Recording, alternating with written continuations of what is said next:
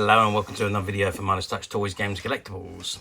And today, well, we're looking at something that is very old, very rare, and incredibly collectible, especially in this fully working condition. We are looking at the 1974 release by Ideal Toys from their Evil Knievel series of action figures, toys, and play sets. And this particular set we're looking at today is of the Evel Knievel Stunt game, and it is all based on the Evel Knievel Daredevil, or motorcycle jumpist, as you like to call him. Full name, Robert Craig Knievel. Professionally, he was known as Evel Knievel, and he was an American stunt performer and entertainer. And throughout his career, he attempted more than 75 ramp-to-ramp motorcycle jumps. And in 1999, he was inducted into the Motorcycle Hall of Fame. Sadly, Evel Knievel died in 2007 at the age of 69. I think probably his most famous stunt was an attempt to jump over the fountains at Caesar's Palace, which resulted in severe injuries. He didn't quite make the jump. But after that, he became a legendary figure, breaking numerous records and bones and body parts throughout his career. In 1974, he attempted to jump across the Snake River Canyon in Idaho using a rocket-powered Psycho, which he called the Sky Cycle X2. Sadly, the jump failed again after the parachute deployed prematurely, but Evel Knievel survived with only minor injuries. Obviously, he sought to profit from his image through endorsements and marketing deals, and in 1972 he signed up to the Ideal Toy Company, who produced a variety of toys all based on the Evel Knievel line. Now, the toys were produced between 72 and 77. So in 1973, they released the first one, which was the Evel Knievel Stunt Cycle, which became the must-have toy for that particular Christmas. And with the success of that Stunt Cycle, they released different models and designs over the years, plus an assortment of figures, playsets, and accessories. The touring stunt show line included Robbie Knievel, action figure, Scramble Van, the Drag Star, the Funny Car, the Evel Knievel Stunt Stadium, the Stunt Game, and they also released a line of non-touring toys such as the Jet Cycle, the Trial Bike, the Skull Canyon playset, and plus a female counterpart for Evel, which was Derry Daring. Ideal Toys claimed to have sold more than £125 million worth of Knievel toys during the years they were produced, between 72 and 77. And even today, the Evel Knievel toy line is still one of the most successful toy lines in history. So this particular one we're looking at today is part of that toy line, and it is of the Stunt game. And this is the box that it comes in, and it says King of the Stuntman, Evel Knievel Stunt Game, 1974, Ideal Toy Corp, and that is Hollis, New York, 11423. You can see an image of 3 children playing the game. And you can see a picture of the game on the front of the box there. And it says Evel Knievel races around the track. You perform 6 daredevil stunts. Most skilled cyclists wins. 1 D-cell battery required, not included. Assembly required. Ages 7 and up. Ideal 2 to 4 players. Okay, that's the front of the box. Let's just turn the box around and see if we've got anything different on the back. Okay, so I'll turn the box around, but on the back it's just basically this blank white backing. Back in the day in games, they didn't really print on the back of the boxes because it was just a waste. Nobody looked at the back of the boxes as far as they were concerned, so they left them blank, and this is no exception. It's just blank white cardboard on the back. But the side of the box, this is the bottom side of the box, and it says age 7 and up. Ideal 2 to 4 players. Fly up over the ramp, stop before hitting the barrels, do wheelies, perform loop-the-loops, dodge the rolling tyre.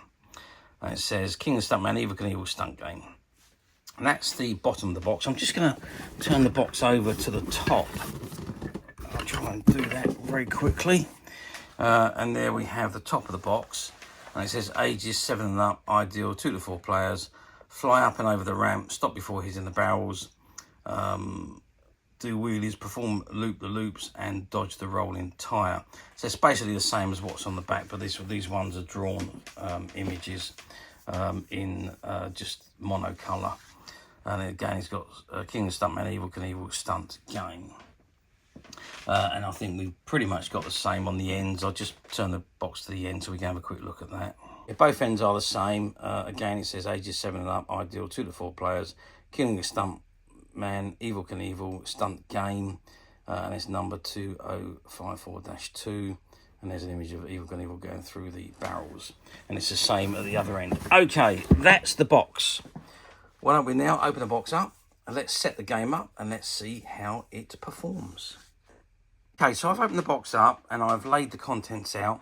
I've attached the base to the board. There's 4 little pegs on the bottom of the center console, and there's holes in the board for that to pop into. There's also, just like this one, there's a couple of pegs on the bottom of the ramp, and they sit into the holes on the board, and that just slots in just like that.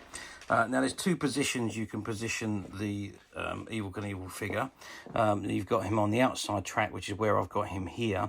But if you actually take the bar off and connect him up to the inner track, then he runs along the inner track rather than the outside track. But I've put him on the outside track just for this demonstration.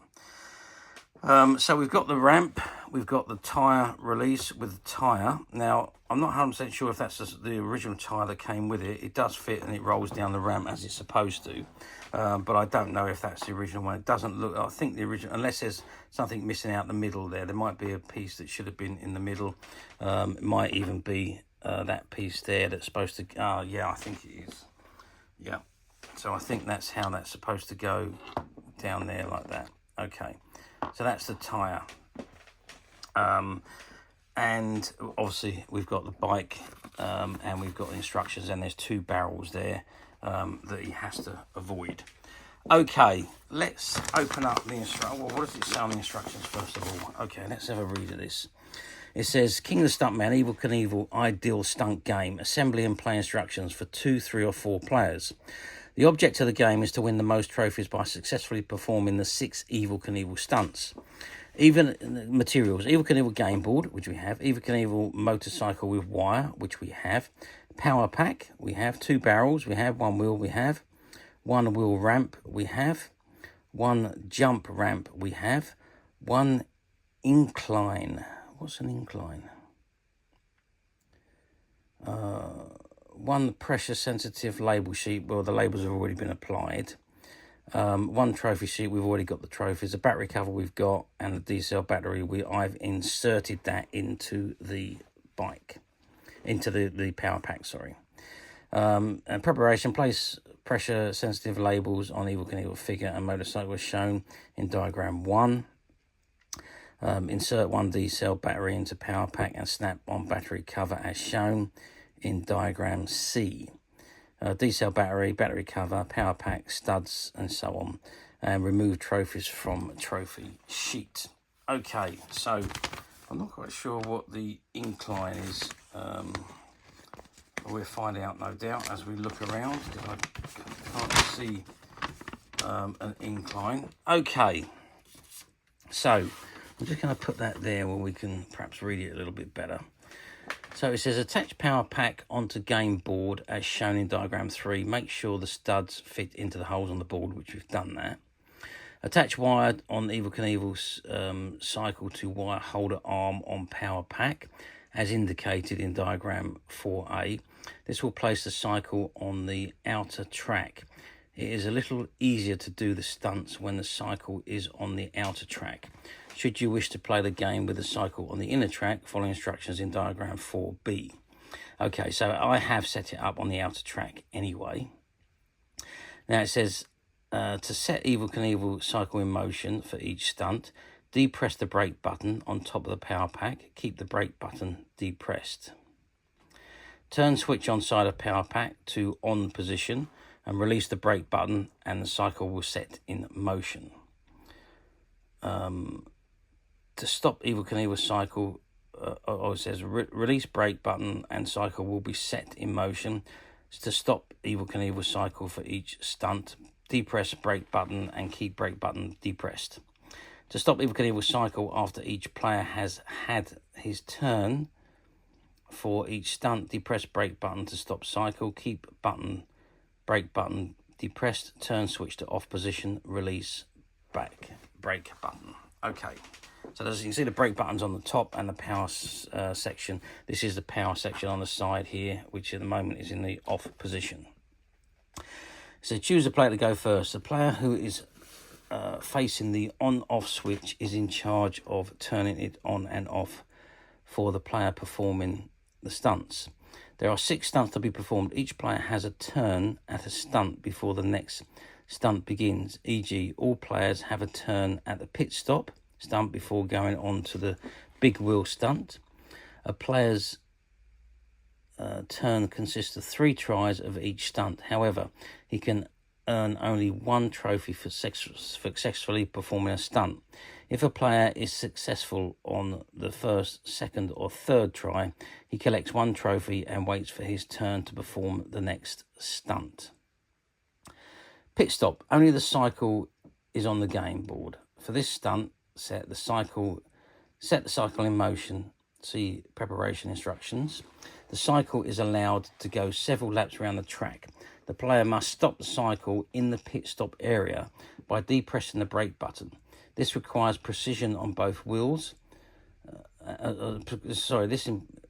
Requires precision as both wheels must be within the pit stop area, the lighter colour. So in other words, it's in this bit here, where in actual fact it's where he is positioned now. When the cycle stops, diagram 5, the player must perform this stunt 1 out of 3 times in order to win a trophy. Big wheel. The wheel ramp is placed in location on the game board. Make sure the studs fit into the holes in the board game, which we've done. Set cycle in motion. The cycle goes several laps around the track. The wheel is placed in wheel ramp and held there by the player until he decides to release it. When the wheel is released by the player performing the stunt, it must cross the track at 2 points without being hit by the cycle. Diagram 6. The player must perform the stunt 1 out of 3 times in order to earn a trophy. Okay, so it's where we have it, and it runs across. It's got to run across the board like this and be avoided by the cycle. Okay, so that's stunt number 2. So we're now at stunt number 3, which is the barrel barrage. It says take wheel ramp and wheel off the game board. Place barrels and jump ramp on the game board as shown in diagram 7. The cycle is placed on the start line, the brake button is depressed and the switch is turned on.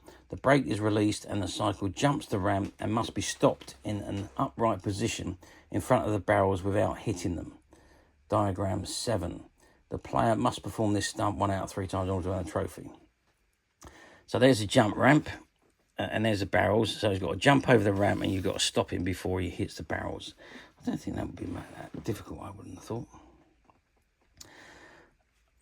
Then we've got stop on ramp. Jump ramp is left in position.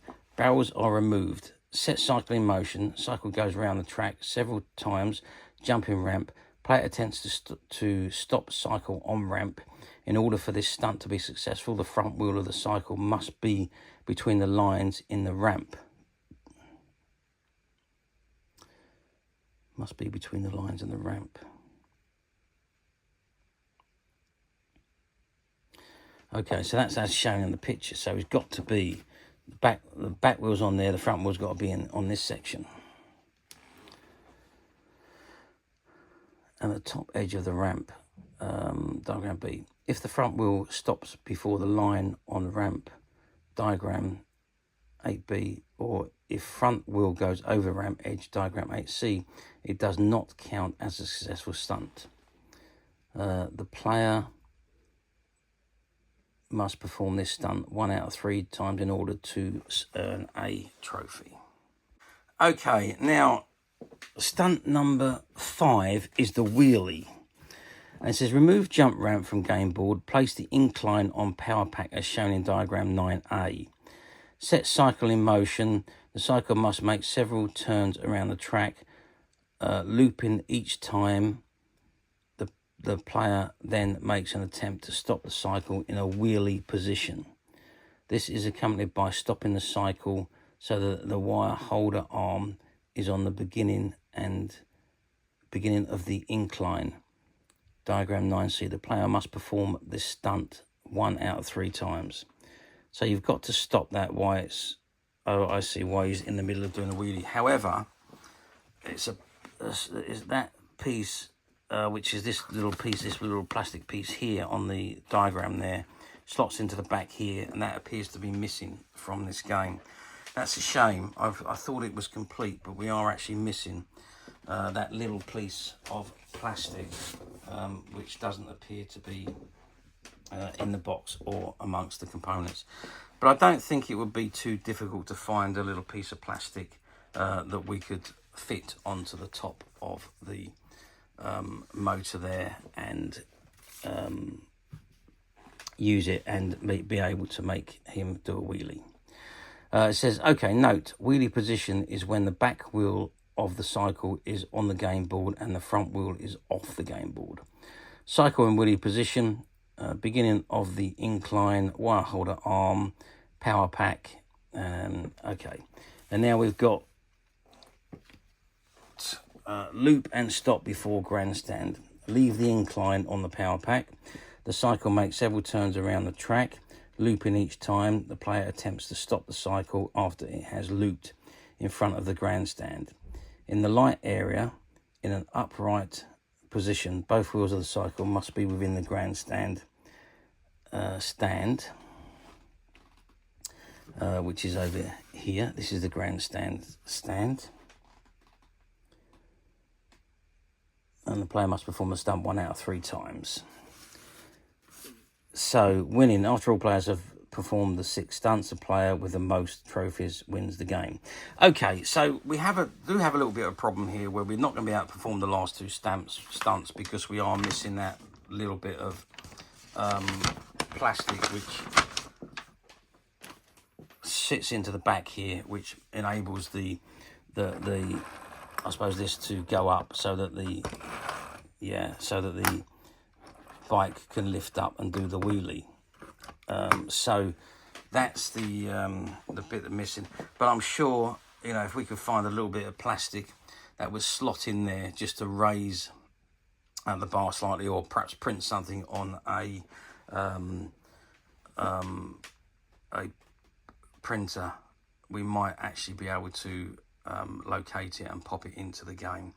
A little bit disappointed with that, actually. I really didn't know that was missing until we've just gone through the instructions.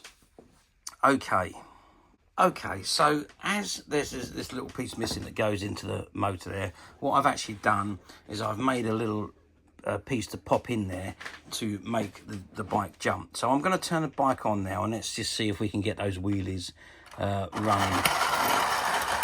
Yeah, so he's doing a wheelie now when he goes around that.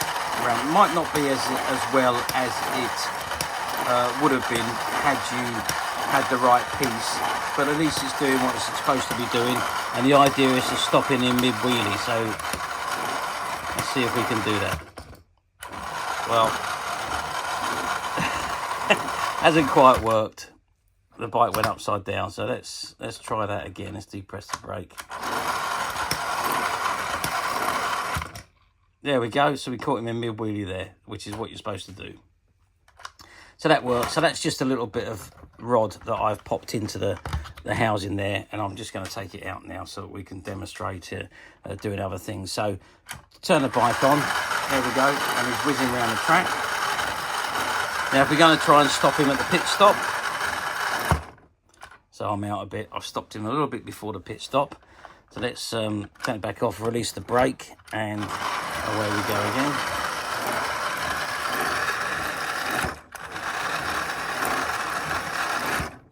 So yeah, I'm just inside there this time, so that's me sorted there. So I would have won that trophy. The ramp one, let's just pop the ramp back into position, and let's release the brake. So that's the bike jumping over the ramp. I'm just going to try and stop it in its relevant position. Yeah, not quite right. It's rolled backwards a little bit, so I didn't quite get him right. So I need to stop him about there. That's too far. Oh. Perfect. So I've stopped him right where he's supposed to be stopped. So that's how that game is played. Okay, and then of course we're supposed to stop him. Actually, the other one is we've got to jump and stop him before he hits the barrels. So let's, there we go. We stopped him before he hit the barrels. Perfect. So I would have won 3 trophies there. And of course the other one is the rolling ball. The rolling rule, I should say.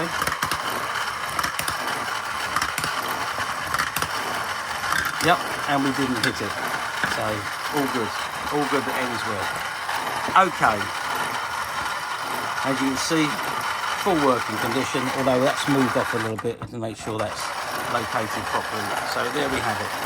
That's how the game is played. I've left all the things in position here. You're supposed to remove them when they're not being played, so that it doesn't affect the game and they're not in the way. And each time you perform the stunt correctly, you get one of these tokens, and the one that has the most tokens after performing all 6 of the stunts is the winner. Very good game. It takes a little bit of getting used to, I would say. So you'd have to learn how to play it properly. I suppose the more you play it, the more you'll be able to know how the mechanism works, how you can stop it, and where you're going to be before you actually get to the answer. You're very, very ready to press that brake button to complete the stunt. So, but yeah, good game. Very vintage game, but almost complete with the exception of that little section there. But as I say, we've got this little piece here which will be included in the game, which will allow it to wheelie, and you can stop him doing wheelie as you saw me do earlier. Okay, how well did this game do back in 1974, I hear you ask? Well, like all board games at the time, they were very popular with fans of the Evil Knievel franchise. I remember having, I don't remember if we actually had this particular game. I do remember an Evil Knievel game when I was a child. I wasn't very old though.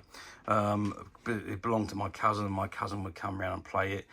He wouldn't let me play. I just have to watch because I was too young.